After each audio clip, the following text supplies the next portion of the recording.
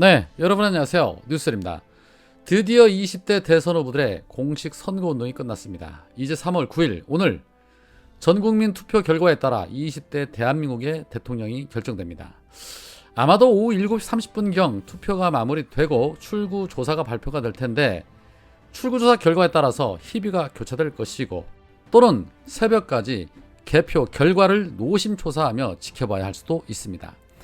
그동안 전국을 돌며 유세를 펼쳤던 후보들은 서울 유세를 마지막으로 유세를 마무리했지요. 보신 분들 많으시겠지만 정말 감동의 감동 물결이었습니다.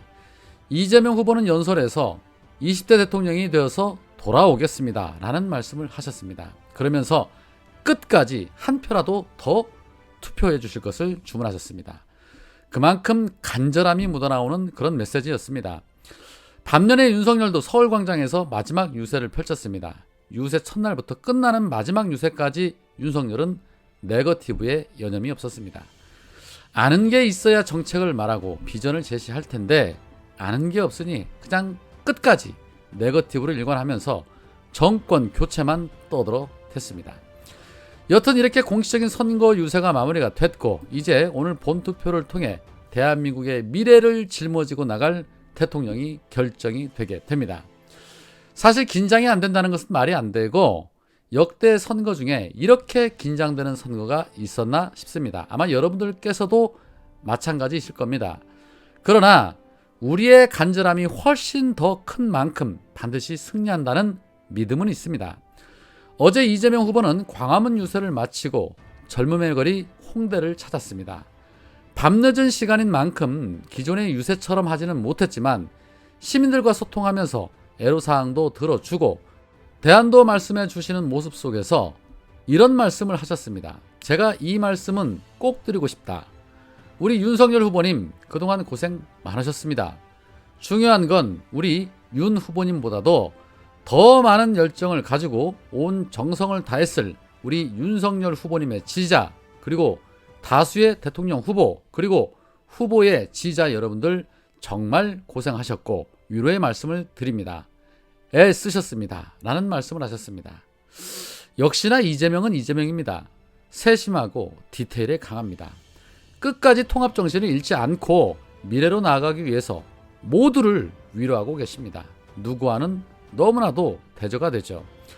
그러면서 이재명 후보는 우리가 1시간 50분 정도 후가 되면 다시 이제 선거운동이 끝나는 것이고, 그때가 되면 내일 밤쯤에는 아마도 당선자가 결정된다.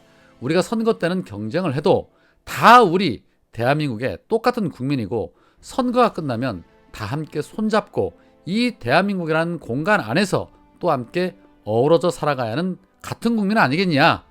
어떤 결과가 나오더라도 서로 흔쾌히 인정하고 그때부터 새로 당선되는 이 나라의 리더와 함께 서로 차이를 넘어서서 같은 것들을 더 많이 들여다보고 우리가 똑같은 대한민국의 국민이라는 생각을 갖고 합심하고 통합해서 우리 미래로 나아갔으면 좋겠다라는 말씀을 하셨습니다.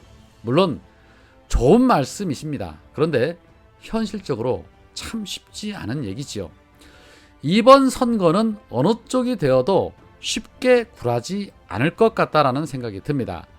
이재명 후보가 당선이 되면 저들은 밑자락을 깔아놓았던 부정선거 프레임을 들고 나올 것은 자명한 일이고, 윤석열이 당선이 되어도 선거 결과를 인정하지 못하겠다는 국민들의 목소리가 뜨거울 것으로 예상이 되기 때문입니다. 시간이 지나면 정리가 되겠지만 한동안은 시끄러워질 것으로 예상됩니다. 현재 대선판도 안개 속입니다. 어느 누구도 쉽게 예단할 수 없는 초박빙 상황이죠. 그런 가운데 어제 민주당의 우상호 선대본부장은 이재명 후보의 2.5% 정도의 승리가 현실화할 것 같다라고 판세를 전했습니다. 정치인의 얼굴에는 표심이 담겨 있는데 이재명 후보의 상승세가 분명하다라고 말했습니다. 특히 서울 지역의 변화가 뚜렷하다. 서울에서 이겨야 승리할 수 있다. 서울 지역 국회의원 10여 명과 통화를 했는데 대단히 고무되어 있는 현장 소식으로 전해 들었다. 막판까지 지켜봐야겠지만 더 절실하고 더 간절한 쪽이 승리한다. 4.7 재보궐선거와 비교를 해보면 서울 분위기는 100% 다르다. 내부 조사는 공표하지 못하겠지만 이긴 조사는 나왔다 라고 말했습니다. 우상호 본부장의 말에 힘이 절로 생깁니다.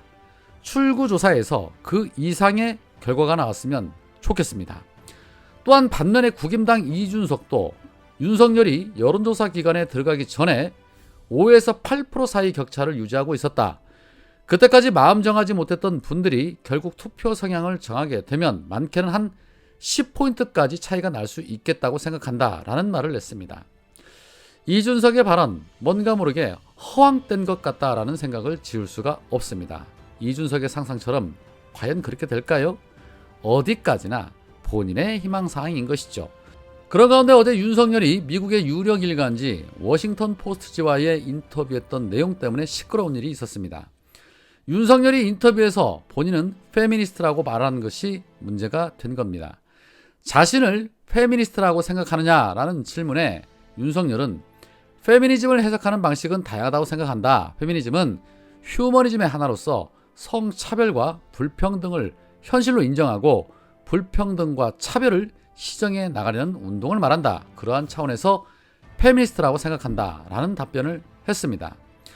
그동안 이대남의 지지를 받아 여가부 폐지 공약 등을 내걸면서 여성 정책과 권리 증진에 소극적이었던 윤석열의 이 발언으로 누리꾼들은 시끄러웠지요. 이렇듯 문제가 일어나자 국임당은 입장문을 내면서 어제 보도된 기사는 선대본부가 WP 측에 서면 답변하는 과정에서 행정상 실수로 전달된 축약본에 근거해서 작성이 됐다면서 페미니스트라는 문장이 없는 답변서를 공개를 했습니다. 그런데 국임당이 이런 답변서를 공개를 하자 워싱턴 포스트지 서울 지국장이 뭔 소리냐? 니들이 보낸 답변서에 버젓이 이렇게 윤석열의 답변이 들어있다 라면서 답변 원문을 공개한 것입니다. 그러자 또 국임당은 최종 데스킹을 거치지 않은 답변서다. 전달되면서 발생한 착오다 라고 입을 털었습니다. 정말 한심합니다. 그동안 후보가 싸지르면 해명을 하고 거짓이 드러나면 또 해명을 줄곧 해왔습니다. 뭐 하나 속 시원한 게 없습니다. 오죽하면 보수로 불리고 있는 이 네이버 댓글에 비판의 댓글들이 줄을 이루고 있었습니다. 네이버에서마저도 비판받는 윤석열, 이쯤 되면 끝났다고 보는 것이 맞지 않을까요? 아마도 오늘 저녁 이후에 이런 표정들이 연출되지 않을까 싶습니다. 활짝 웃는 이재명과 문재인 대통령, 고개 숙인 윤석열과 김건희, 간절한 마음으로 모레 점심에는 자장면 곱빼기를 먹기를 기대해 봅니다. 오늘은 여기까지입니다. 고맙습니다.